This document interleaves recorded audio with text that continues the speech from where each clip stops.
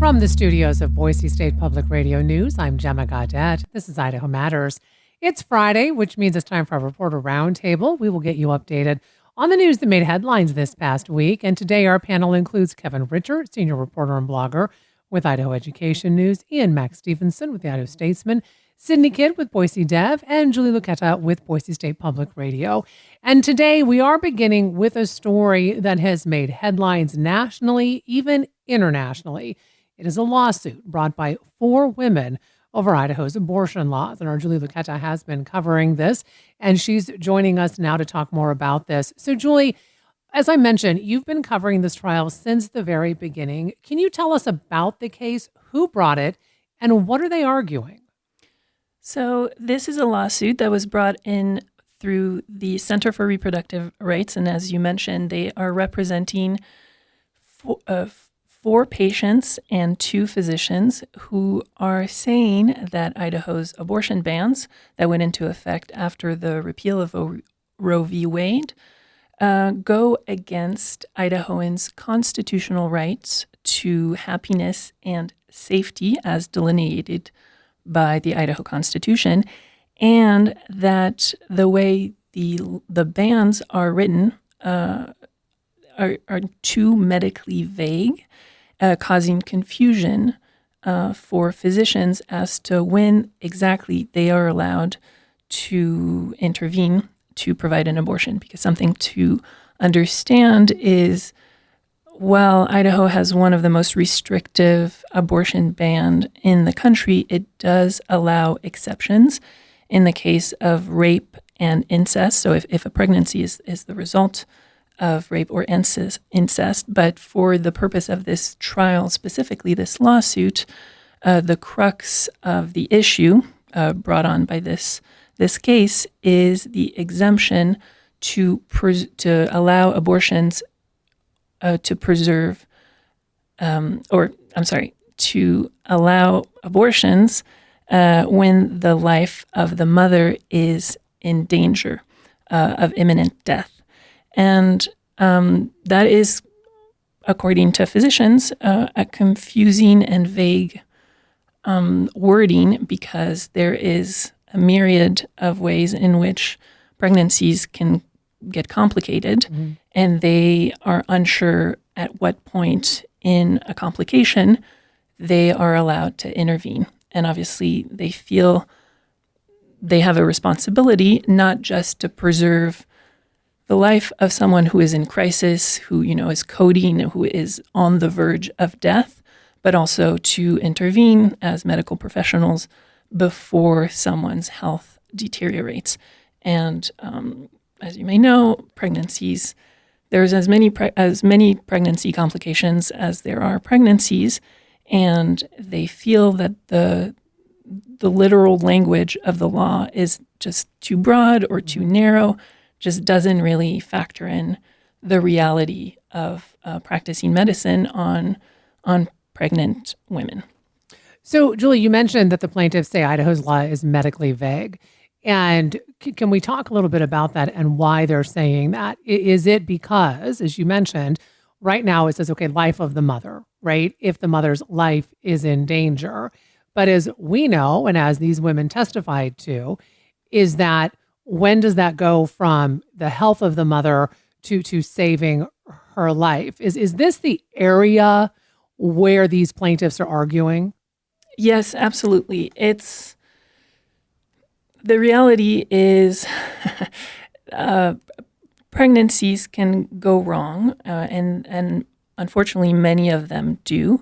And the plaintiffs experienced their own medical complications during very much wanted pregnancies earlier on in the pregnancy, in the 3rd or 4th month of the pregnancy.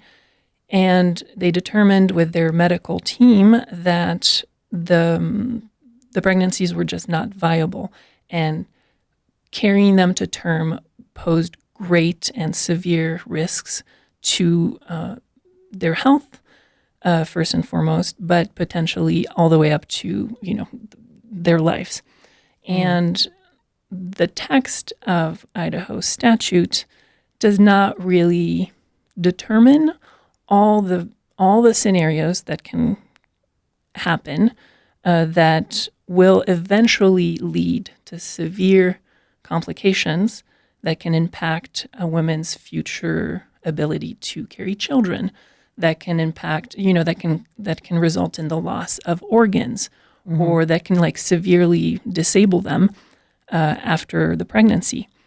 And so that is what they're arguing. That is what the plaintiffs are arguing, that this law is kind of a legal document, not a medical one, able to fully capture the reality that physicians are faced with every day, which is considering individual cases of pregnancy with patients' individual, health, bodies, etc., and making a determination with the patients of what makes more sense for them. So, Julie, the 4 women in Idaho who brought this lawsuit along with these doctors, can you explain this? My understanding is they actually don't want to overturn the law, correct? They want clarification on what counts as a medical exception. Exactly. So this is not a lawsuit that is going after the abortion ban. It wants to clarify in the ban to expand the exemption to allow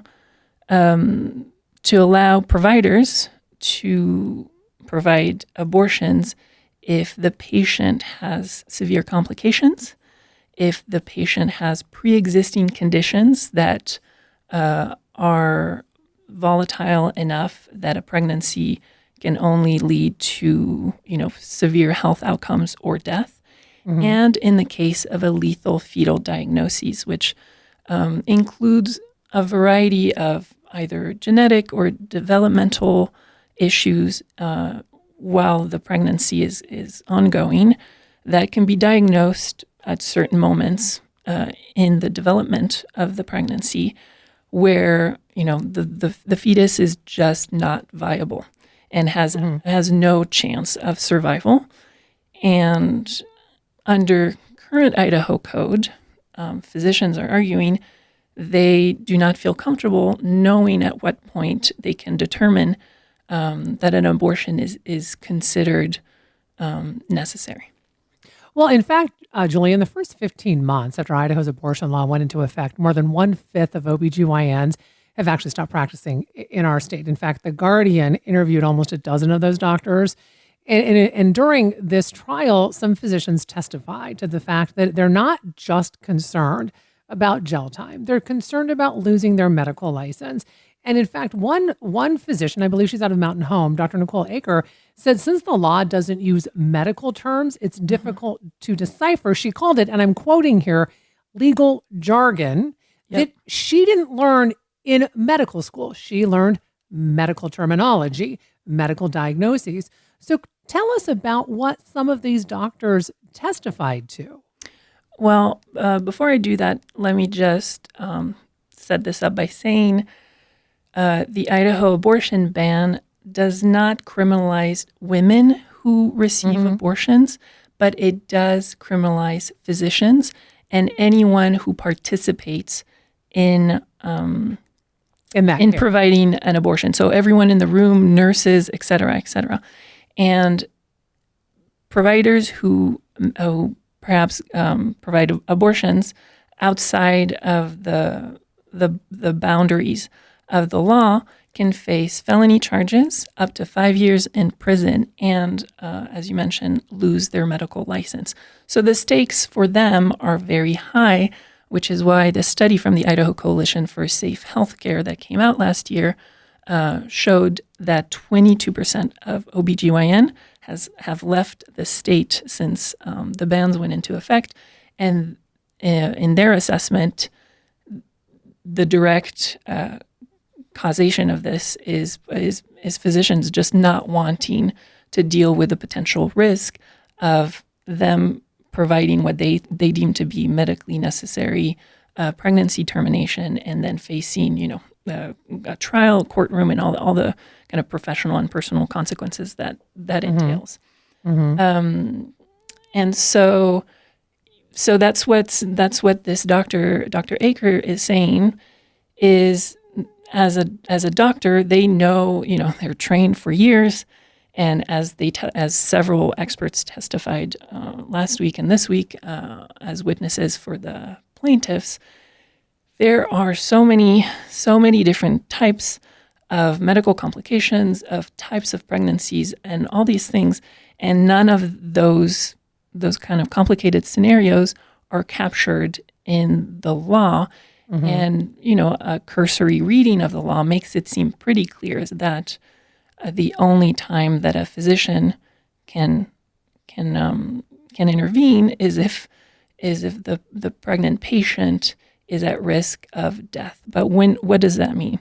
If someone is diagnosed with something that has a very, very likely chance of developing into a kind of a crisis within, I'm making this up, but within a month, does this mean the doctors have to kind of sit tight and wait until the woman's health deteriorates to the point of emergency for them to intervene? Or can they, based on their wealth of knowledge, statistics, discussions with risk and the patients, can they determine, okay, we don't want to make you go through this, through the risk of miscarriage, preeclampsia, all that stuff, because we want to make sure that you are healthy.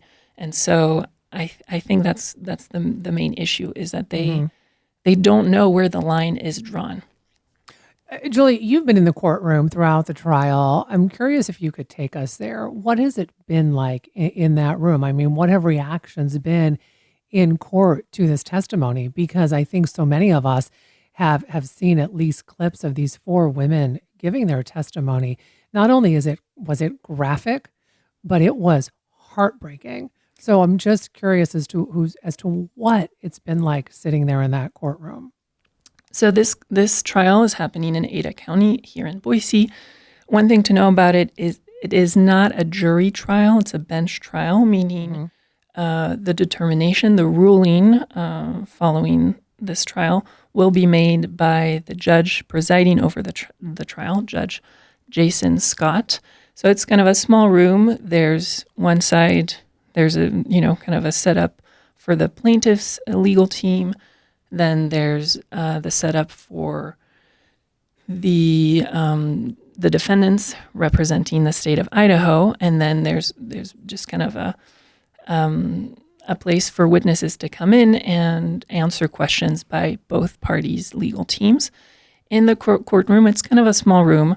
There's like some space for the public to attend, and it was mostly packed on the first day of the trial because I suspect it focused specifically on the, as you mentioned, very emotional testimony of these 4 women who kind of walked people through what they endured when they first realized that their wanted pregnancy was not viable and came with a lot of potential risks. And so they described that process of grief, of learning, the loss of their pregnancy, and then kind of walked folks through the added trauma of having to figure out the logistics of, packing your bags and driving hundreds of miles to a place that you are not familiar with a medical team that you don't know, the whole time wondering if, while you're driving on the road, if something might happen, if your pregnancy might escalate. And so those were very, very emotional, very emotional testimonies. And in the room the first day, there was seemingly a lot of family members, husbands, some of the women's children were there as well. I know at one point, one woman, while she was describing, tearfully having to having to go through a stillbirth in a foreign clinic. I know what I assume is her partner holding their toddler was sobbing. So it was kind of a heavy day in court. So, Julie, at this point, the trial has wrapped up. They are going to do closing arguments. That's set, though, for about 6 weeks from now.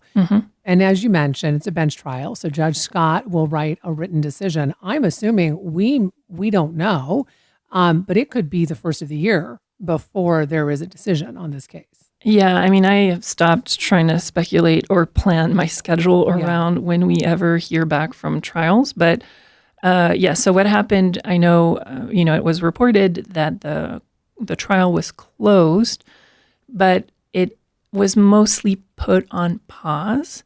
We did not hear yesterday closing arguments from either parties.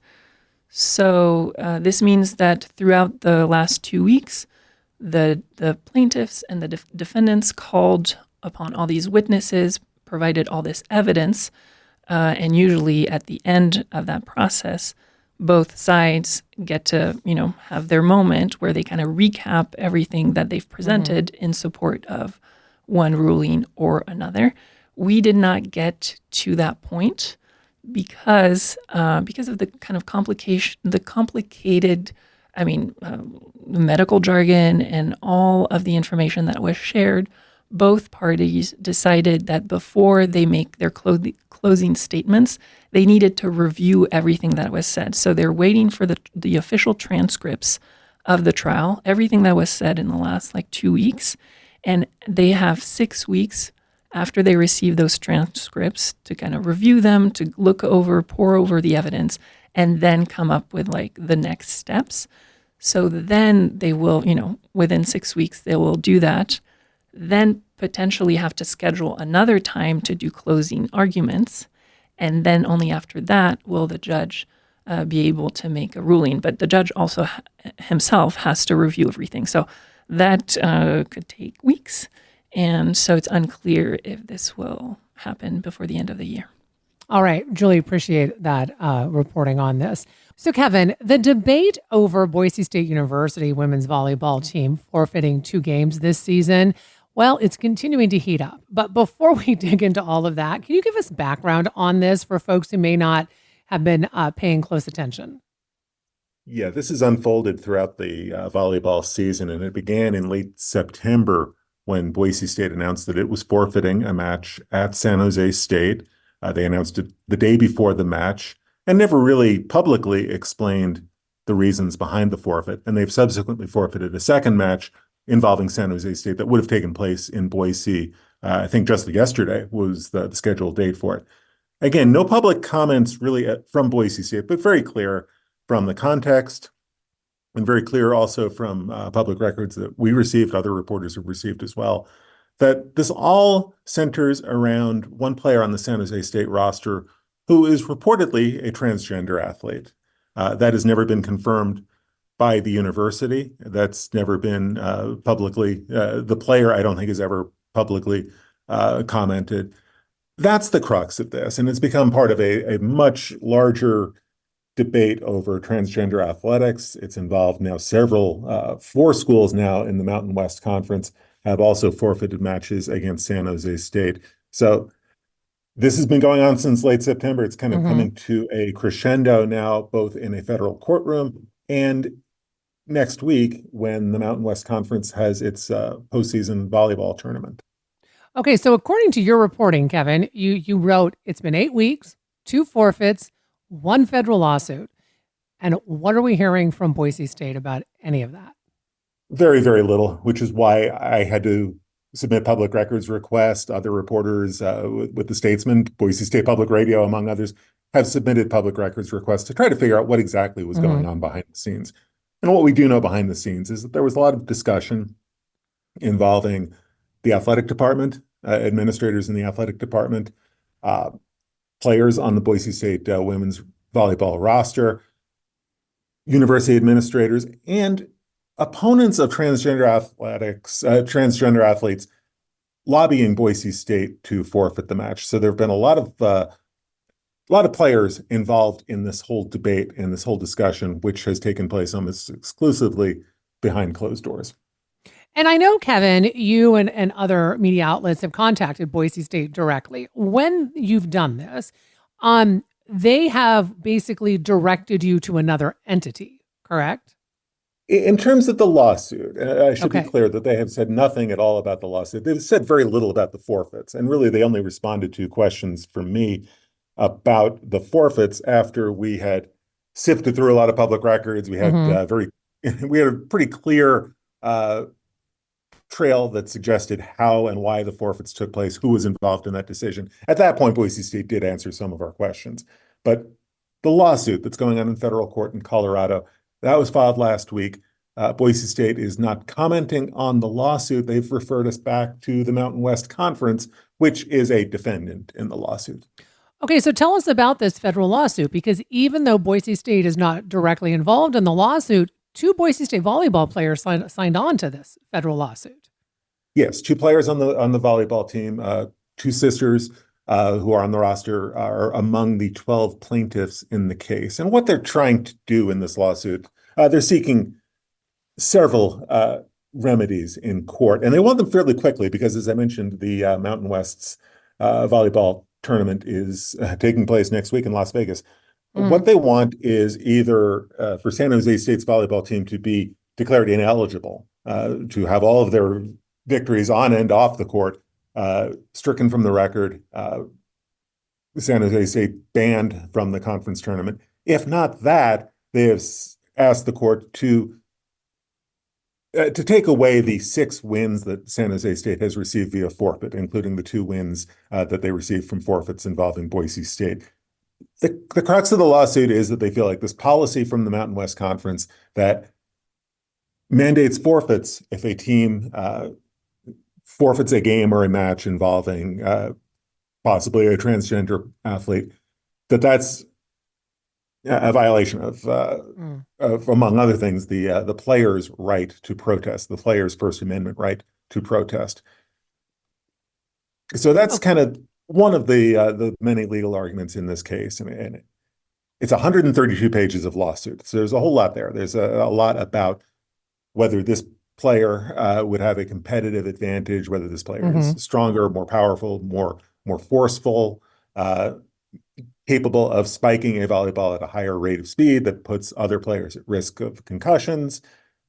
So a lot about biology and about arguments about competitive advantage, but also a lot about free speech and players on these teams feeling like their free speech rights have been compromised. Well, and also getting back to these forfeits, Kevin, I mean, that's really put San Jose State in a much better position than Boise State. I mean, those 2 forfeits impacted their standings in the rankings, yes? They did, definitely. As I look at the numbers and then they're laid out in the lawsuit, there's no question it has helped San Jose State move up the conference standings. And I believe only the top 6 teams in the Mountain West Conference, and I think there are 11 schools that have volleyball teams, so only the top 6 of those 11 make it to the tournament. So there's actually been some question about, is San Jose State taking a spot in the tournament at the expense of other schools that, or another school that might qualify otherwise, especially if the plaintiffs got their way and San Jose State was declared ineligible. So yeah, there's a lot in terms of that conference tournament and the stakes involving what happens at that conference tournament, because the winner of the conference tournament goes on to the NCAA tournament, the national championship. And Kevin, before we wrap this up, I mean, there's another wrinkle in this, and that's the fact that Boise State will likely be leaving the Mountain West in 2026. So how then Yes, does that play into it, right? there are so many wrinkles in this story, and that's what I found really interesting. Not just about Boise State, but about Utah State. So let me take back. So yes, Boise State, early in September, before this whole volleyball thing came out, by the way, Boise State announced that it was leaving the Mountain West Conference, planning to leave the Mountain West in 2026 to join this reconstituted version of the Pac-12. Utah State is another one of the Mountain West schools that has announced that it's planning to go to the Pac-12, but very different approaches between those two schools that are basically now Mountain West short timers. Boise State has steered away from this lawsuit. They've steered away from criticizing the Mountain West. They've steered away from this whole dispute between the players and the plaintiffs and the Mountain West. Utah State is now a party to this lawsuit. They have signed on as an intervener, which means they are now another plaintiff in the case. So Utah State, like Boise State, planning to leave the Mountain West in a couple of years, they are involved now in the lawsuit against the Mountain West Conference. Very, very different dynamics, though, too. Utah State was pressured by the governor down there and legislative leaders who wanted to see Utah State weigh in and become involved in this lawsuit. As far as I can tell, Boise State is making its decision on its own. It has not received, certainly hasn't received any public pressure from political leaders to intervene in this lawsuit. And I've not been able to get any evidence that there's been behind the scenes lobbying from political leaders. There could be. I just have not seen any proof of that. All right. Well, this is definitely not the last. I'm sure we will be hearing about all of this. With that No, it all comes, the lawsuit is still pending. Yeah, it's still pending. Okay, thanks, Kevin. So, Ian, I want to talk about an influential Christian lobbying group, and I believe they're based here in Idaho, that plans to bring a bill forward in the upcoming legislative session that would require all public schools in our state to read the Bible. Talk to us about this. Yeah, so this is a group called the Idaho Family Policy Center. They are based here in Idaho, and they tend to be pretty influential and to have a fair amount of purchase in the legislature. They have, in past legislative sessions, been involved in writing bills, writing some of Idaho's abortion bans, as well as some of the limits on transgender rights as well. So in the past, they've had, frequent instances where lawmakers have sponsored or helped incorporate their ideas and their bills into legislation. So that's part of why I think this is a notable proposal that they've come forward with, which is that next year in the upcoming legislative session, they want to introduce a bill that, as you said, would require all public schools to read the Bible. And specifically, it would be a requirement that they read the entirety of the Bible in public schools without commenting on, they're not supposed to comment on the substance of the Bible verses, but they would be supposed to read it over a 10-year period.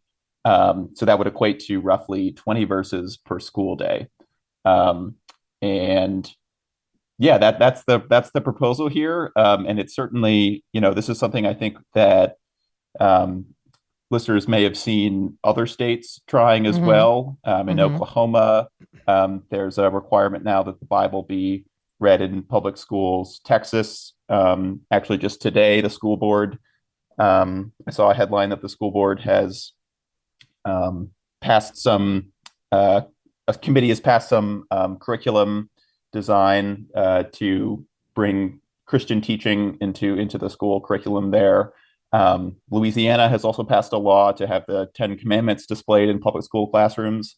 And I think what we're seeing here, can kind of be loosely described as forms of Christian nationalism, which is essentially an effort to aim for government policy to incorporate or endorse tenets of the Christian faith, in school teaching.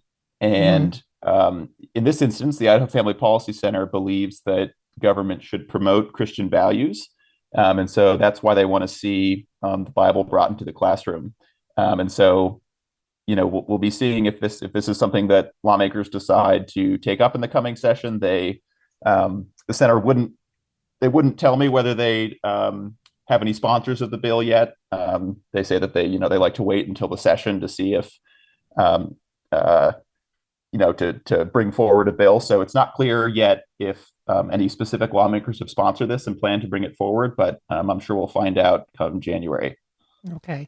Sydney, very quickly before we go to break, folks should prepare themselves for some significant develop in Meridian. Tell us about the gateway at 10 Mile and start with how many homes are going to be built. Yep. So it's going to be about 390 homes, and that's going to be a mix of apartments and townhomes. It is a mixed use project though, so there's also some there's a commercial aspect to it. But this development happened, or it's been in the works since at least 2020 when the city of Meridian annexed the property into city boundaries with a development agreement. So it came before the city council this week, and basically all the city council had to do was see if it was in line with that 2020 development agreement, and if it was, then the project would have to be approved. Okay. So, Kevin, one of our state's most prominent education leaders met with PragerU reps back in January. Tell us about PragerU. What is this? Well, PragerU is founded by Dennis Prager, who's a conservative commentator, and it is a form of curriculum that's available now in several states, and it is unabashedly conservative. In fact, it is unabashedly designed to be an offset to what the founders say is left-wing ideology that's pervasive in public education. So in October, State Superintendent Debbie Critchfield announced that the PragerU curriculum would be available to Idaho school districts for use for free. Now, you have to remember that curriculum decisions are made at the local level. The state does not establish a statewide curriculum. It's up to the 115 school districts, the 70 plus charters in the state, to determine at the local level what curriculum they want to use. When Superintendent Critchfield announced that PragerU was going to be available, we talked to her, our Carly Flandra, who's been following the story, talked to Critchfield and said, well, where did this all come from? And Critchfield said that she had been contacted sometime around June. She said June-ish, sometime in the summer she was contacted by a district in the Treasure Valley. She couldn't remember which, or didn't say which, who was interested in trying to add the PragerU curriculum. So that's where she said that the conversations began. So Carly went and asked for the public records. She asked for the emails between PragerU and the State Department of Education. And what she found was that PragerU began reaching out to the State Department of Education late last year and was talking with, exchanging email with Greg Wilson, who is one of Critchfield's top assistants, back in January. And had really been kind of pushing to have a meeting, to have a conversation with Critchfield about their curriculum. So it really does go back quite a bit further than was originally presented to us. And definitely there was a push from PragerU. It wasn't just a school district asking for the opportunity to use this curriculum.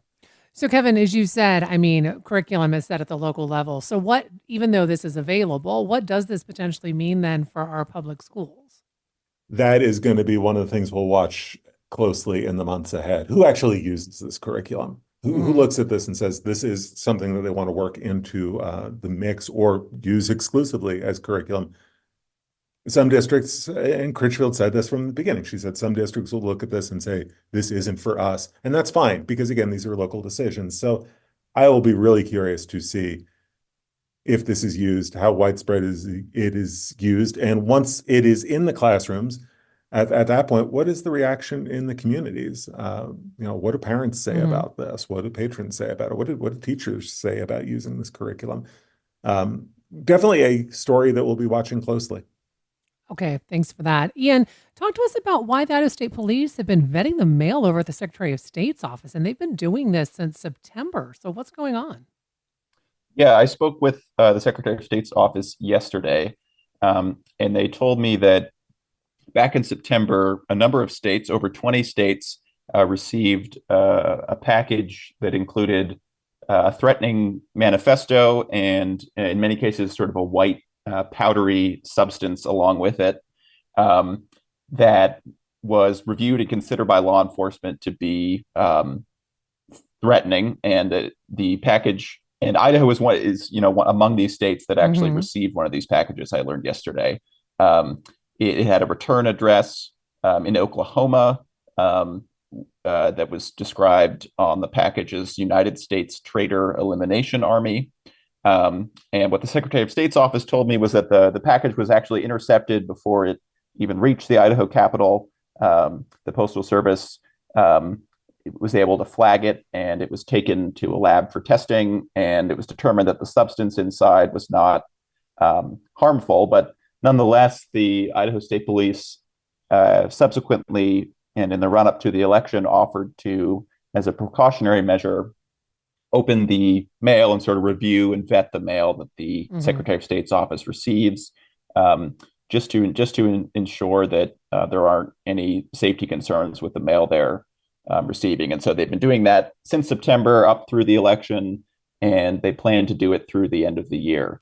And I think this is, something nationwide. A lot of places have seen kind of an escalation of heated debate and argument around elections, which has in many cases led to threats towards officials and the like. And so the Secretary of State's office told me that the FBI has been investigating this matter. And as far as I know, there haven't been any, conclusions made about specifically who sent it. But they told me that it was thought that it was sent by a group loosely associated with the Sovereign Citizens Movement, which is essentially a network of conspiracy theorists and anti-government activists. So, that's what I learned. It'll likely be through the end of the year that they'll still be reviewing the Secretary of State's office mail. Okay. So, Sydney, the Meridian Parks and Rec Department are planning an expansion at Settlers Park. They brought a plan before the city council earlier this week. They purchased some additional land earlier this year, correct? So what are they planning on doing? Yeah, so you're right. They purchased 11 acres from the West Ada School District. The school district said it didn't need the land anymore. And so now what the city is trying to do, what the Parks and Rec Department is trying to do, is to expand Settlers Park to provide more parking, some dog park areas, and then also the big gem of this all that they're trying to get to come to pass is this community center. It would be over 22,000 square feet. And right now, the proposed plan is to have a large flex space, about the size of an elementary school gym, 3 multi-purpose classrooms, some specialty classrooms for things like cooking classes, art classes, things like that, and then some possible office space for like the fire department or other departments within the city to use. And the whole goal of this is to be something that the city could grow into. And so they've got this plan, but they're going to be bringing it forward to the public to get their input on it. And there's a community open house scheduled for Thursday, December 5th at 5 p.m. for people to bring their feedback to this project. So, Ian, talk to us about a recent trip that the Idaho Attorney General, Raul Labrador, took down to Florida, but specifically to Mar-a-Lago. Yeah, so last week, Attorney General Raul Labrador attended a conservative gala event at Mar-a-Lago in Trump's home base in Florida. The event was hosted by the America First Policy Institute, which is a influential Republican or conservative think tank that has a lot of influence in the coming Trump administration. And Labrador was there. It was a pretty star-studded gala. Other attendees included House Speaker Mike Johnson, Argentina's President Javier Milei, who Labrador actually posted a photo with him on the platform X, as well as RFK Jr., Matt Gaetz, Elon Musk, and other figures who have either been appointed to be in the coming Trump administration or are otherwise likely to be kind of major figures once the president-elect's term begins. And yeah, Labrador was there last week at this event, and it seems like he was excited, obviously, about the victory of President-elect Donald Trump, and so it went down to Florida to celebrate with this gala, which actually turns out was the first public speech that Trump had given since his victory earlier this month. So Kevin, as we do gear up for another Trump administration and the possibility of a worldwide wrestling executive running the Department of Education, what could all of this mean for education? I mean, maybe besides wrestling in schools. I mean, I jest, but Well, I don't know if we're going to the 4 R's where we go to reading, writing, arithmetic, and wrestling. But so Linda McMahon, as you said, is an executive with WWE, World Wrestling Entertainment. She served on Connecticut's State Board of Education. She was head of the Small Business Administration under the first Trump administration. So she's not, without a resume beyond wrestling. What will be interesting to watch with the Trump administration on education issues, it's twofold. Trump has made no secret of the fact that he'd like to get rid of the education department at the federal level entirely. That's not a new proposal. That's been kicked around since the 80s. Whether it gains any traction this time around, it's a little early to tell. You got to remember that whether you get rid of the federal education department or not, states like Idaho receive a lot of federal funding for education, even before the pandemic and the surge of pandemic money. The state was receiving about $250 million of federal money for education, and a lot of that goes towards poorer school districts. A lot of it goes towards special education. So a lot of it really does go into programs that serve at-risk students. More globally, I'll be interested to see what the Trump administration tries to do in education topics, but I suspect that it's a lot of what we see discussed at the state level. I would imagine we'll see a big push towards eliminating DEI, diversity, equity, and inclusion programs. We're seeing that discussion happening at the state level. The State Board of Education was talking about a DEI policy just Thursday. I suspect we'll see a lot of talk about hot button issues like transgender issues, like we talked about in the segment earlier today. A lot of talk probably about private school choice, which will be a huge issue at the 2025 legislative session. So what we see at the federal level probably isn't going to be very different than what we see at the state level. There's definitely going to be a blurring between the two. And Kevin, I think it's fair to note, because a lot of people are concerned about this idea of dissolving the Department of Education. Correct me if I'm wrong, but it literally would take an act of Congress to decimate the Department of Education, to get rid of it. It would, and obviously the Republicans now have both houses have control over both houses. Right. So if it came down to strictly partisan politics, they might be able to cobble together the votes. But I go back to the fact that this has been something that's been talked about since Ronald Reagan's first year in office, 1981. He wanted to get rid of the Department of Education. It hasn't happened yet. So I suspect we'll see discussion about it, maybe a push towards it. But a lot of history would suggest that that's going to be a pretty heavy lift. Right. Well, with that said, I want to thank all of our reporters today for taking time to talk with us. Appreciate all of you. I would also encourage everyone to read up on all of the articles written that we've talked about today. They go more in depth. We have great journalism here in our state. So I thank all of you, Kevin Richards, senior reporter and blogger with Idaho Education News, Ian Max Stevenson with the Idaho Statesman, and Sydney Kidd with BoiseDev.com, along with our own Julie Lucetta, who joined us for the very first segment, talking about where we are with this abortion trial that is on hold, but will commence in 6 weeks for closing arguments. Thanks so much for listening to Idaho Matters. Boise State Public Radio and Idaho Matters are members of the NPR network. It's an independent coalition of public media podcasters. You can find more shows in the network wherever you get your podcasts. I'm Gemma Gaudette. We'll see you tomorrow. No matter what happens in Washington, the NPR Politics Podcast is here for you. For the latest news, insights, and analysis from the election and beyond, listen to the NPR Politics Podcast.